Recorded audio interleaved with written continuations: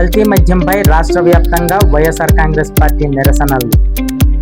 ఫిర్యాదుల పరిష్కారానికి ఎస్పీ ఆదేశాలు. రైతులకు త్రుటిలో తప్పిన పడవ ప్రమాదం.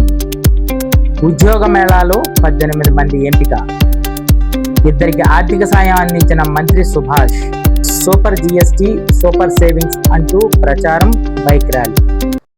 కల్తీ మద్యంపై రాష్ట్ర వ్యాప్తంగా వైసీపీ నిరసన కార్యక్రమాలు చేపట్టింది. నకిలీ మద్యం తయారీని చంద్రబాబు సర్కార్ కుటీర పరిశ్రమలా మార్చిందని వైసీపీ ఆరోపించింది.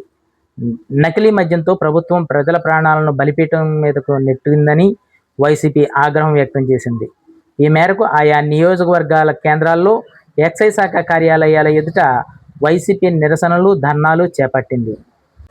పార్టీ అధ్యక్షులు వైఎస్ జగన్మోహన్ రెడ్డి ఆదేశాల మేరకు రాష్ట్ర వ్యాప్తంగా జరుగుతున్న నకిలీ మద్యం తయారీకి వ్యతిరేకంగా రామచంద్రపురం నియోజకవర్గ ఇన్ఛార్జ్ పిల్లి సూర్యప్రకాష్, నియోజకవర్గ అబ్జర్వర్ చింతలపాటి శ్రీనివాసరాజు ఆధ్వర్యంలో పార్టీ కార్యాలయం నుండి ప్రొహిబిషన్ అండ్ ఎక్సైజ్ స్టేషన్ వరకు ర్యాలీగా తరలి వెళ్లి సిఐకు వినతి పత్రం అందజేశారు.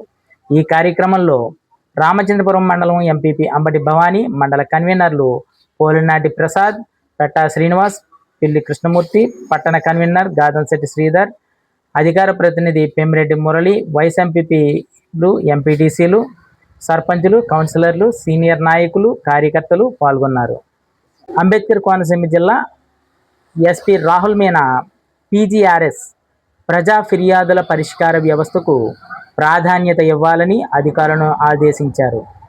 సోమవారం ఎస్పీ కార్యాలయంలో నిర్వహించిన పీజీఆర్ఎస్లో 24 ఫిర్యాదులు అందినట్లు తెలిపారు.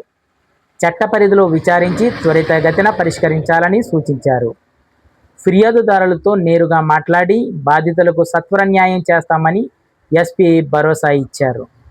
ముమ్మడివరం మండలం టానీలంక గ్రామంలో గోదావరి నదిలో ఒక పడవ ప్రమాదం త్రుటిలో తప్పింది.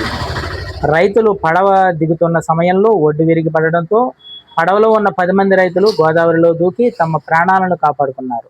సీసీ రహదారి కూడా ఒడ్డుతో పాటు పడవపై కూలడంతో పడవ గోదావరిలో మునిగిపోయింది.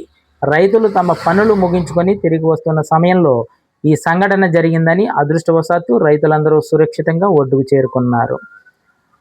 గోదావరి ఉధృతి ఎక్కువగా ఉండడం కారణంతో గోదావరి గట్టులు కోతకు గురి అవుతున్నాయని ప్రభుత్వం వెంటనే చర్యలు చేపట్టి గట్టులను పటిష్టం చేయాలని లంకవాసులు కోరుతున్నారు.